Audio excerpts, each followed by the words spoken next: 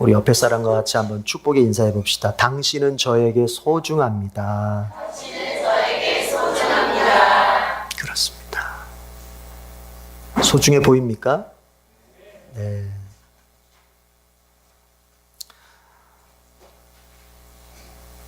이런 사람들이 있잖아요. 해야 될 일 앞에다 두고서 딴 거 하는 사람들 있죠. 그거 해야 되는 줄 잘 아는데요. 괜히 엉뚱한 거래요. 그 엉뚱한 거 하면서 계속 어때요? 아, 나 이거 지금 이거 하면 안 되고 저거 해야 되는데. 근데도 계속 그걸 하게 돼. 왜 그렇죠?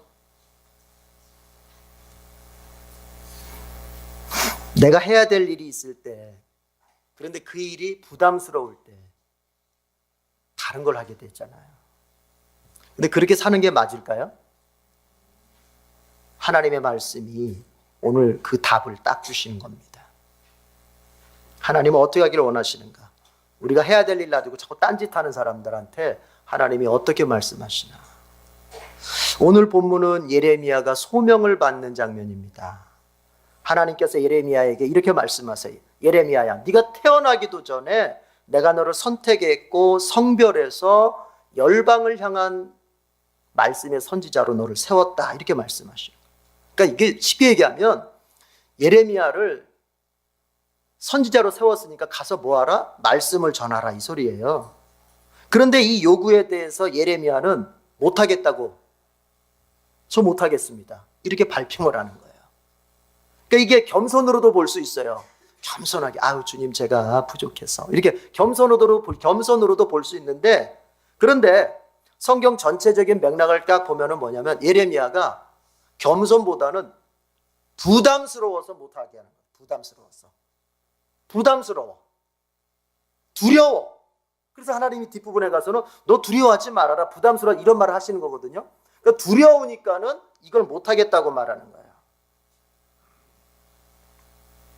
근데 하나님은 뭐라고 말씀하시는 줄 아세요?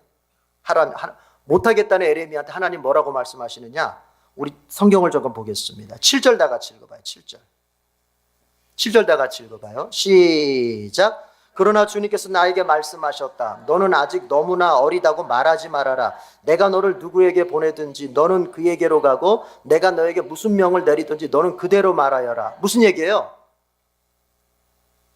그대로 하라는 거예요. 부담스럽지만 해야 될 일 어떻게 해야 된다? 해야 된다는 거예요. 하기 싫지만 해야 될 일 어떻게 해야 된다? 그대로 해야 된다는 거예요. 여러분, 우리가 세상을 살면서 많은 일들을 합니다. 그런데 그래서 우리가 많은 일들을 하는 것 같은데 그 일이라고 하는 것을 갖다가 종류로 딱 나누면은, 크게 나누면은 딱 두 가지 종류예요. 뭐냐? 하나는 뭐냐면은 내가 하고 싶은 일이고, 하나는 내가 꼭 해야 될 일이에요. 그러니까 우리는 항상 내가 하고 싶은 일과 해야 될 일 사이에 항상 있어요. 세상의 모든 일이 다 그래요. 가만히 생각해 보면. 그런데 이 두 가지 중에서 무엇을 먼저 해야 됩니까? 내가 하고 싶은 일을 먼저 해야 됩니까? 해야 될 일을 먼저 해야 됩니까? 여러분 어떤 걸 먼저 하세요? 이거 어떤 거 먼저 하느냐에 따라서 인생의 결과가 달라져요. 제가 이런 얘기를 들어본 적이 있는데요. 이민규 교수라는 분이 계시는데, 이분은 대학 교수면서 책을 아주 많이 쓰시는 분이에요. 근데 한 번은 학생들이 그러더랍니다. 아, 교수님은 좋으시겠어요. 하고 싶은 일만 하시면서 책 쓰는 거 좋아하시는데 그냥 매일매일 매 시간마다 그냥 교수님이 좋아하시는 책 쓰는 일만 하시니까 얼마나 좋으시겠어요. 그 말의 이면에는 뭐가 있는 거예요? 자기들은 어떻다? 우리는 그렇지 못하다는 거죠. 우리는 우리가 하고 싶은 일 못하면서 살아요. 우리는 원하는 일을 하지 못하고 그 대신 하고 싶지 않은 일을 하면서 우리가 이렇게 괴롭게 살고 있다, 뭐 이런 뉘앙스잖아요. 그래서 부럽다는 거 아닙니까? 교수님은 우리하고는 다르게 하고 싶은 일만 하면서 사니까 얼마나 좋으냐, 이거 아니에요. 근데 그때 이민규 교수라고 하는 분이 이런 말을 하셨다 그래요. 하고 싶은 일을 하고 살려면 하기 싫은 일을 10배 정도는 할 각오를 해야 된다. 이해하시겠어요, 이 말을? 내가 하고 싶은 일을 하기 위해서는 그 앞에서 내가 하기 싫은 일, 부담스러운 일, 이거를 10배 정도는 해야 된다는 거예요. 10배 정도는. 그러니까 뭐가 먼저라는 소리예요? 하고 싶은 일이라는 거예요? 아니면은 해야 될 일이라는 소리예요? 해야 될 일을 먼저 해야 되는 거예요. 그것도 10배 정도는 해야 돼요. 10배 정도. 여러분, 세상에서 외쳐대는 말 중에 하나가 이런 말이 있어요. 네가 좋아하는 일을 해라. 네가 원하는 일을 해라. 네가 좋아하는 일을 먼저 해라. 네가 하고 싶은 일을 먼저 해라. 따라합시다. 이건 속임수다. 이건 속임수예요. 허황된 얘기예요. 여러분, 제가 가만히 세상을 보면요, 자기가 하고 싶은 일을 먼저 했던 사람들이 세상에 낙오자가 되는 거예요. 아시겠어요? 세상 말로 루저가 되는 거예요. 루저가. 하고 싶은 일만 하기를 원하고 하고 싶은 일을 먼저 하는 사람들은 세상에 낙오자가 되기 쉬워요. 왜요? 이 세상의 구조가, 이 세상의 삶을 살아가는 구조가 내가 하고 싶은 일만 해가지고는 살 수 있는 구조가 아니라는 겁니다. 이 세상에서 살아남기 위해서는 내가 원하지 않아도 해야 될 일이 있고, 내가 힘들어도 감당해야 될 일이 있고, 그 일을 먼저 하고서야 내가 원하는 일을 할 수 있는 그런 세상의 환경이란 얘기예요. 우리가 세상 등지고 살 수 있어요? 우리가 세상 떠나서 살 수 있어요? 못 살아요. 그럼 뭐예요? 이 현실을 인정할 부분은 인정해야 되는 겁니다. 아직 우리가 천국에 가지 않았다면 하나님이 지금 나에게 현실적으로 허락하고 계시는 이 현실을, 이 환경을 내가 인정을 하고, 그럼 여기서 내가 어떻게 살 것인가 또 생각을 해야 되는데, 여러분, 내가 하고 싶은 일을 먼저 하고 내가 하고 싶은 일만 먼저 하는 사람은 살긴 살아요. 낙오자로 살아요. 뭘 먼저 해야 돼요? 해야 될 일, 반드시 해야 될 일, 꼭 해야 될 일, 이걸 먼저 해야 되는 거예요. 존 맥스웰이라고 하는 분이 계시는데, 이분은 목사님이면서 세계적인 리더십 학자예요. 그래서 세계를 다니면서 리더십, 그리고 어떻게 보면 성공, 이런 거에 대한 강연을 많이 하시는, 동기부여하시는 분인데, 그 존 맥스웰의 책 중에 영향력이라는 책이 있어요. 그 책에서 하는 말이 이럽니다. 해야 할 일을 먼저 하면 하고 싶은 것을 할 수 있는 날이 온다. 부담스럽더라도 내가 해야 될 일을 먼저 할 때 이제 내가 하고 싶은 일을 하는 날이 온다는 거예요. 여러분, 누군가가 볼 때, 여러분이 볼 때, 저 사람은 정말 자기 하고 싶은 것만 하면서 저렇게 편하게 살아, 저렇게 잘 살아. 그건 지금 우리 눈에 보이는 결과고요. 그 전에 그 결과가, 지금의 그 눈에 보이는 결과가 있기까지 앞서서 여러분, 그 사람이 했던 과정이 있어요. 뭐예요? 하고 싶지 않았지만, 부담스러웠지만, 해야 될 일이기에 눈물을 머금고서라도 했던 그 10배의 과정이 있었던 거예요. 성공자들은 다 그렇게 해서 성공의 자리에 올라간 거예요. 따라합시다. 하고 싶은 일만 해서는 성공할 수 없다. 해야 될 일을 해야 성공자가 된다. 그리고 여러분, 부담스럽지만 해야 될 일을 할 때 마음이 평안한 거예요. 여러분, 예수 믿으면서도 마음이 평안하지 않는 이유가 뭔지 아세요? 내가 이렇게 살아야 되는데, 근데 그렇게 안 사니까 마음이 계속 이게 괴로운 거예요. 그렇죠? 주님이 원하시는 길이 이 길인데, 내가 이 길을 가야 되는데, 그런데 그 길을 안 가. 그러니까 계속 마음이. 여러분, 이거는요, 예수님도 책임져 줄 수 없는 부담감이에요, 이거는 내가 그 길을 가야 해결될 문제란 말이에요. 한 번은 제 작은 아들이, 야, 이제 공부하자. 실컷 놀다가 공부하자 그러니까 원래 남자애들은 그러는지 모르겠어요. 공부를 하길 싫어해. 큰일이네. 걱정이네요. 걱정스러워요. 공부를 하길 싫어해요. 막 주먹으로 땅을 치면서 누가 공부를 만들어가지고 나를 이렇게 스트레스 받게 만드냐, 막 이러거든요. 그래서 어쨌든 그렇다고 부모가 그래, 그러면 네가 원하는 대로 살아라, 이럴 수는 없잖아요. 왜냐? 뻔히 그러면 그 미래가 어떻다는 것이 눈에 보이니까. 그래서 어떻게 합니까? 달래기도 하고 뭘 약속하기도 하고 하면서 공부하자. 조금만 하면 돼. 조금만. 수학 조금만 풀자. 그러다 안 되면 어떻게 됩니까? 이제 할 수 없죠. 이제 말로 하는 시기는 지났다. 가서 이제 걸어놨던 사랑의 회초리를 딱 가져와서 한 5대씩 때립니다. 자, 앉아. 그러면 그냥 이제 앉아가지고 이제 막 눈에는 눈물이 흐르면서 이제 이러면서 이제 풀어요. 근데요. 어쨌든 그렇게 해서 수학 3장을 다 풀었어. 그날 해야 될 수자 3장 다 풀었잖아요. 이제 요셉이가 하는 말이 뭔지 아세요? 아빠, 하고 나니까 마음이 편해. 하고 나니까 마음이 편해. 그래서 내가 그랬어요. 이 순간을 늘 기억해라. 하기 전에는 다 그 부담이 있는 거야. 그러나 하고 날 때 기쁨, 이걸 생각해서 그냥 해.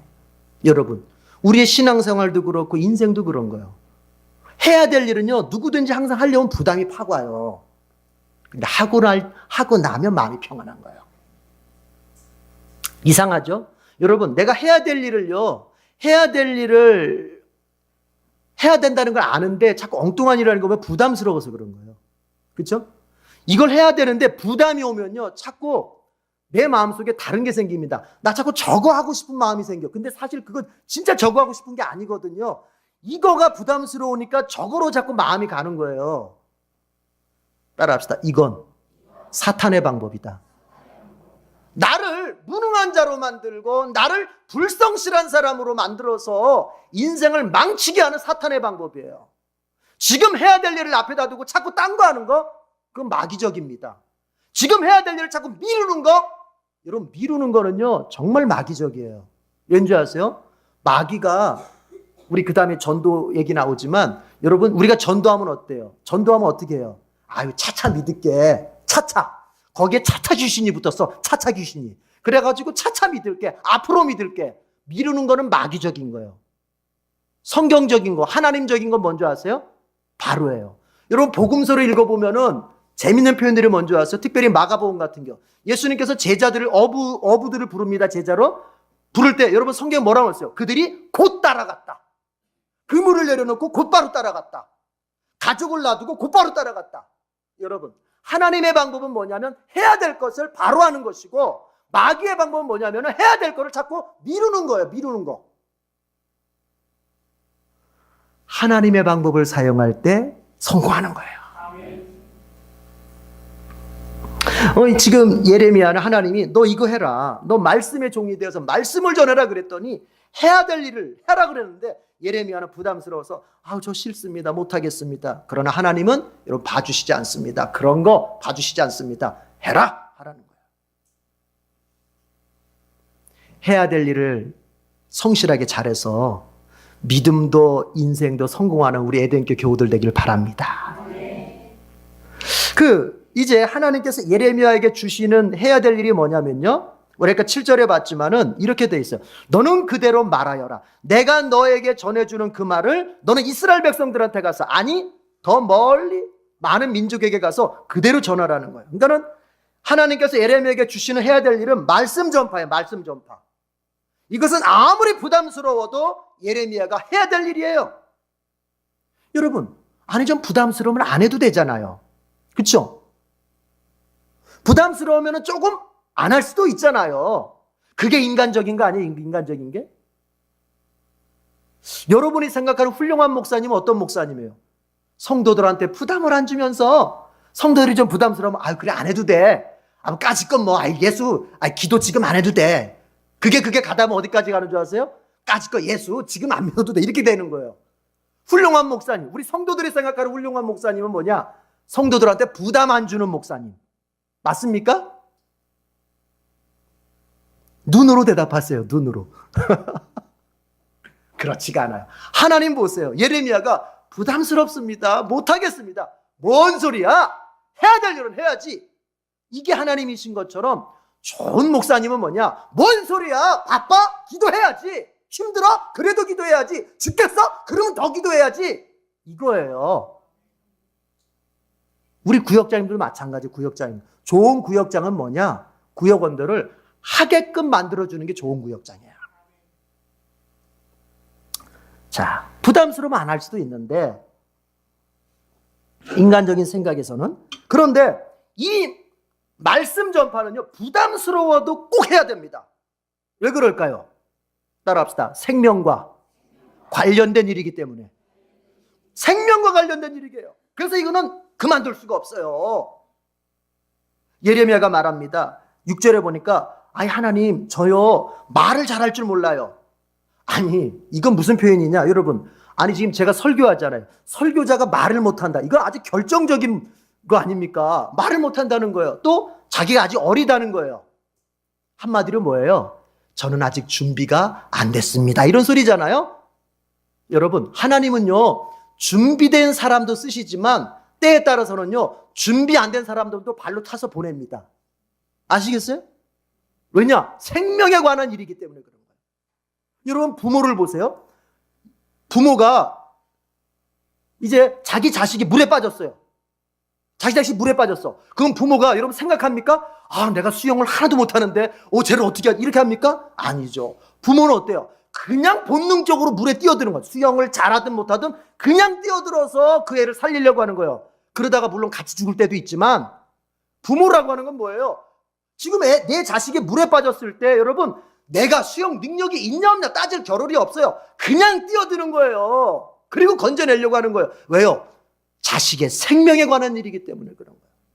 준비가 안 됐어도 수영 실력이 준비가 안 됐어도 내가 능력이 준비가 안 됐어도 내 자식의 생명을 살리는 일이기 때문에 어떻게 해요? 뛰어드는 거예요. 여러분 생명을 살리는 일은요 뛰어들어야 돼요. 내가 준비가 됐냐 안 됐냐 이게 제가 알기로는 지금은 119 구조대를 뽑을 때 119 구조대를 뽑을 때 지금은 그 조건이 이렇게 보니까 채용 조건이 제가 알기로는 특수부대 출신자 하사관 이상 뭐 3년 이상 근무 이런 게 있어요. 근데 옛날에는 어느 때인가는 그런 게 없었던 걸로 제가 알고 있었어요. 일반인들도 112 구조대를 지원할 수 있었어요. 그런데 이것을 바꾼 이유가 있어요. 바꾼 이유가. 일반인들을 뽑지 않고 특수부대 출신자들로 뽑는 이유가 있어요. 뭐냐? 구조하러 갔는데 이제 막 불이 나가지고 뭐 이제 구조하러 갔어. 그러면 이제 대장이 이럴 거 아닙니까? 야 들어가서 데려와. 그러면 어떻게 해야 돼요? 뛰어 들어가야 될 거 아니에요. 뛰어 들어가 데리고 나갈 거 아니에요. 무서워요. 저길 어떻게 들어가요? 내가 아무리 구조되지만 나도 죽어요. 이런 일들이 몇 번 발생하는 거예요. 그래서 이거 안 되겠다. 뭐냐? 여러분 기술이 문제가 아니라요. 일반인과 그 출신자들의 기술이 문제가 아니라 벌써 이게 뭐가 명령이 내려지면 그냥 달려가는 본능적으로 달려가는 게 연습이 돼 있다는 거예요. 군 출신자들이. 이해가 되세요? 네. 뭐예요? 내가 준비가 됐든 안 됐든 저 사람이 죽어가면 달려가서 살려내야 될 거 아닙니까? 생명에 관한 일이에요. 생명에 관한 일. 그러니까 예레미야가 전 아직 준비가 안 됐는데요. 나이도 어리고 말도 할 줄 모르고 하나님 뭐라 그래요? 네가 준비가 됐든 안 됐든 가서 전하라는 거예요. 왜요? 예레미야가 가서 전하면 그들이 이스라엘 백성이 살 길을 알게 될 것이고 그래서 그들이 살 길을 선택할 수도 있고 예레미야가 전하지 않으면 그들은 살 길을 모르기 때문에 죽게 되는 겁니다. 물론 이스라엘 백성들이 예레미야로부터 살 길을 들었다고 해서 그들이 선택할 수도 있고 안 할 수도 있어요. 그건 이스라엘 백성들의 책임입니다. 그러나 예레미야의 책임은 뭐예요? 가서 알려줘야 되는 거예요. 살 길을 알려줘야 되는 거예요. 생명의 길을 알려줘야 되는 거예요. 여러분 신자의 책임은요 반드시 살려내는 데 있지 않습니다. 오해하시면 안 돼요. 반드시 그 사람을 천국 가게 만드는 거에 우리의 책임이 있지 않습니다. 천국은요 하나님 뜻에 달린 거거든요. 그럼 우리의 책임은 뭐예요? 에스겔서 3장에 보면은 그 내용이 나와요. 에스겔아, 내가 너를 이스라엘 백성의 파수꾼으로 세운다. 자, 네 앞에 어떤 악인이 있다고 하자. 그때 네가 나에게 들은 말씀을 그 악인에게 전해. 근데 그 악인이 그 말씀을 듣고서 내가 하나님 믿고 살아야 되겠구나. 마음 고쳐 먹어야 되겠구나. 이렇게 돌아오면 그 사람을 얻은 거다. 그 사람도 살고 너도 영광되고. 그러나 만약에 네가 전했는데 그 악인이 오히려 하나님이 에스겔이 전한 말씀을 거부하고 무시하고 그러다가 죽었다 하자. 지옥 갔다 하자. 그건 그 사람 책임인 거잖아요. 그 사람 책임. 그죠? 그 사람 책임이에요. 전했기 때문에. 그러나 만약에 악인이 있는데 그 사람에게 에스겔이 하나님의 말씀을 전하지 않았을 때 그래서 그 사람이 죽고 지옥 간다면 그 사람은 자기 죄 때문에 지옥 가겠지만은 너는 무슨 책임을 진다? 전하지 않은 책임을 진다. 이렇게 말한단 말이에요. 그리스도인의 책임은, 신자의 책임은 살려내는 데 있는 것이 아니라 전하는 데 있는 거예요. 전하는 데. 믿으십니까? 전했으면 책임을 면하는 거예요. 전하지 않으면 책임을 지는 겁니다. 여러분, 다시 한번 짚어봐요. 왜 말씀을 전하는 거? 자, 예레미야의 말씀 전파는 신약 시대를 살고 있는 우리에게는 뭐와 같아요? 복음 전파, 전도와 같은 거예요. 믿으십니까? 전도에 해당되는 거예요. 전도. 전도가 왜 부담스러워도 해야 됩니까? 전도는 왜 반드시 해야 될 일입니까? 생명에 관한 일이기 때문에 그런 거예요. 여러분, 교회의 존재 목적, 우리가 교회입니다. 그렇죠? 우리가 교회인데, 우리 믿는 신자들이 교회인데, 교회가 존재하는 목적 뭐 여러 가지 이렇게 얘기합니다만 우리도, 근데 큰 틀에서 보면 딱 두 가지예요. 큰 틀에서 보면 뭐냐? 예배와 선교예요. 교회가 존재하는 목적은 예배와 선교로 우리가 압축할 수 있어요. 예배, 하나님의 주권을 인정하고 하나님의 영광을 위해서 매일매일 삶을 살아가는 거 예배입니다. 선교, 지옥을 향해서, 영원한 죽음을 향해서 가는 사람들한테 복음을 전하는 거, 이게 선교입니다.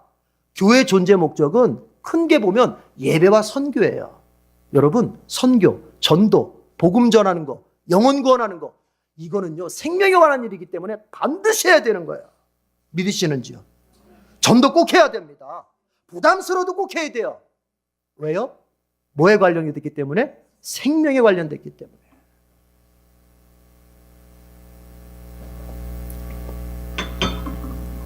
교회 역사에 보면요, 토레이 박사라는 분이 나오시는데, R.A. 토레이. 이분이 그 우리 예수원이라고 하는 그 기도원이 있어요. 수도원. 저기 강원도에 가면은 정선 쪽인가 거기가? 예. 거기 그 대천덕 신부님이라고 그분의 할아버지예요. 이 토레이 박사님이. 그러니까 그 대천덕 신부가 원래 그분도 할아버지의 이름 따라서 그분도 토레이 신부님 그러잖아요. 토레이 신부. 근데 어쨌든 이분이 이 토레이 이 박사님이 영국에 가서, 이분이 미국 분이신데 영국에 가서 브라이튼이라고 하는 데서 이제 복음을 전할 집회를 인도하게 됐어요. 부흥회를. 이제 집회를 인도 이제 하고 나서 식당에 가서 이제 밥을 먹게 됐습니다. 시간이 돼서.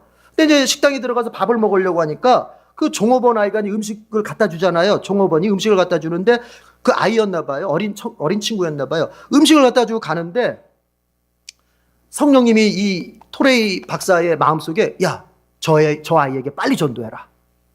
저 아이에게 빨리 복음을 전해라. 전도해라. 이런 마음을 자꾸 주시는 거예요. 성령님이.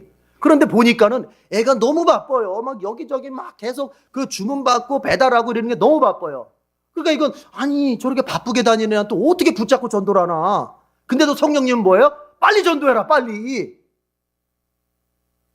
지금 여러분 표정이 뭐냐면, 아이, 설마 성령님이 그러셨을까? 그런 표정이에요. 어쨌든 책에 그렇게 기록돼 있어요. 빨리 전도해라. 근데 이 토레이 박사는 아무리 생각해도 이건 전도가 안 될 것 같거든요. 지금 너무 바빠요. 그래서 이 토레이 박사 그랬대요. 성령님을 오히려 이렇게 잠잠하게, 성령님 지금 너무 바빠요. 제가 나중에 꼭 전할게요. 지금은 안 돼. 나중에 꼭 전할게요. 성령님은 계속 하라고 하는데, 그리고 나서는 이제 밥을 먹고 이제 나오려고 하는데요. 성령님이 나가지 말라는 거예요. 나가지 말고 빨리 가서 그 아이가 복음을 전하라는 거예요. 근데 어쨌든, 아니, 성령님도 너무하시지. 성령님 인격적이신 분 아닙니까? 저렇게 바쁜 아이를 어떻게 붙잡고 저렇게 전도를 합니까? 그리고 그냥 나와버렸어요. 그냥 문을 열고 나와버렸어요. 그리고 이제 가려고 하는데도 성령님이 불안한 마음, 그 부담스러운 마음을, 이 자리를 떠나면 안 된다고 하는 부담스러운 마음을 막 주는 거예요. 그 마음에다가, 아니다, 빨리 들어가 전도해야 된다, 빨리 가 전해야 된다. 그래서 이 발걸음이 떨어지지가 않아요, 토레이 박사가. 그래서 이거 너무 부담스러워. 이러고 여길 떠났다가는 내가 진짜 이거 마음이 너무 편하지가 않겠다. 그래가지고 하는 수 없이 다시 가던 걸음을 돌려서 식당 안으로 들어갔습니다. 들어갔더니 주인이 알아봐요. 왜냐면 방금 나갔잖아요. 방금 나갔으니까 알아볼 거 아닙니까? 그래서 이제 주인이, 아이고, 어떻게 다시 오셨냐고. 그러니까 토레이 박사가 우리 그 종업원 아이, 내 그 아이한테 꼭 할 말이 있다고. 그 아이 좀 불러달라고. 그래서 이제 주인이, 알겠다고 해서 그 주인 아이를 찾는데 없어요, 아이가. 그렇게 바쁘게 다니던 아이가 없어. 그래서 이제 다른 종업원 시켜서, 야, 얘가 없다. 어디 가서 좀 찾아봐라. 했더니 여러분 어떻게 된 줄 아세요? 2층에 자기 방에 올라가서 그러니까 극단적인 선택을 한 거예요. 극단적인 선택을 한 거예요.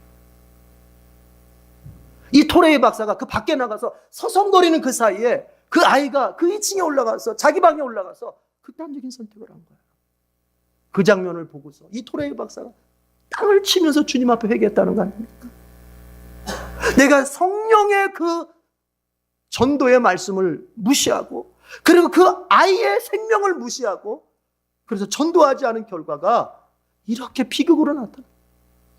하나님 앞에 회개하면서 정말 내가 그 아이를 죽였다. 그렇게 통곡하고 회개하는 가운데 토레이 박사가 마음이 바뀌었어요. 다시는 아무리 바빠 보이고 아무리 환경이 전도할 수 있는 환경이 아니더라도 아무리 내가 부담스럽더라도 성령님이 내게 전도하라고 하는 말씀 주시면 내가 전도하겠다. 그리고 나서 토레이 박사가 전도를 그 다음부터 성령님이 전도하라고 하면 그냥 가서 하는 거예요. 그래서 전도를 많이 하는 그런 신학자요, 목사요, 박사가 됐다는 겁니다. 여러분, 성령님이 여러분의 마음에 뭘 말씀하십니까? 성령님이 여러분 마음에다가 전도라는 말씀 안 하시던가요? 그럴 리가 없어요. 왜요? 예수님께서 말씀하셨어요. 성령이 너희에게 임하면 성령은 너희를 증인으로 만들 것이라. 증인으로. 사도행전 1장 8절에서 성령이 왜 오십니까? 성령이 왜 이 땅에 오십니까? 우리를 증인 만들려고 오시는데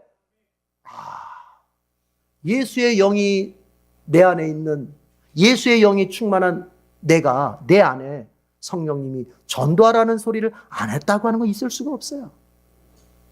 여러분, 전도는 나중에 할 일이 아니에요. 지금 해야 될 일이에요. 반드시 해야 될 일이에요. 선교는 반드시 해야 될 일이에요. 여러분, 돈이 없어서 선교가 멈춰지면 안 돼요. 선교 헌금이 없어서 보내야 할 선교를 중단하면 이건 될 수가 없는 거예요. 교회가 본질을 잃어버리는 거예요. 교회가.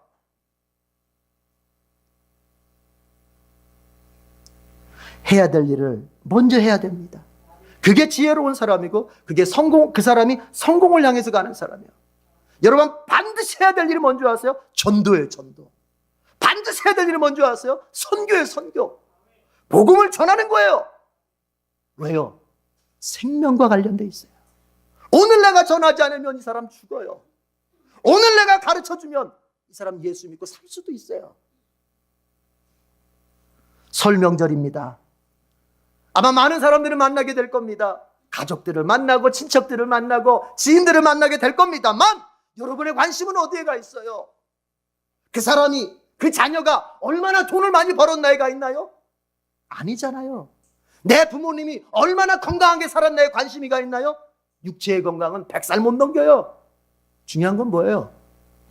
예수 믿고 구원 받았는지죠. 이 설명절에 뭘 해야 되겠어요? 전도해야 됩니다. 전도해서 여러분의 가족들이 다 구원받고 여러분의 친척들이 다 구원받아서 천국에 다 같이 모여서 거기에서 설명절을 또 해야죠. 전도에 성공하길 바랍니다. 여러분, 근데요, 전도하려면 어때요? 예레미야가 말씀을 전하는 것이 부담스러웠던 이유가 뭐냐면요, 여러분, 두려움이 있었어요. 두려움이. 8절 보세요. 8절 다 같이 읽겠습니다. 시작. 너는 그런 사람들을 두려워하지 말아라. 너는 그런 사람들을 두려워. 여기 그런 사람들인 건 뭐냐면은 예레미야가 가서 전할 대상들을 말하는 거예요. 여러분, 대상들. 여러분, 3절을 보면요. 3절을 보면 1장 3절이 뭐냐면은 예레미야가 선지자 노릇했던 시대적 배경이에요. 그러니까 예레미야가 요시야 왕의 말년부터 이제 이스라엘이 그러니까 남유다가 망하게 되는 마지막 왕 시드기야까지 한 5대가 이제 5명의 왕이 이제 바뀌게 되는데 이 기간 동안 예레미야가 이제 말씀을 전하게 됩니다. 그런데요, 남유다의 역사 속에서 이 시기가 여러분 가장 험할 때입니다.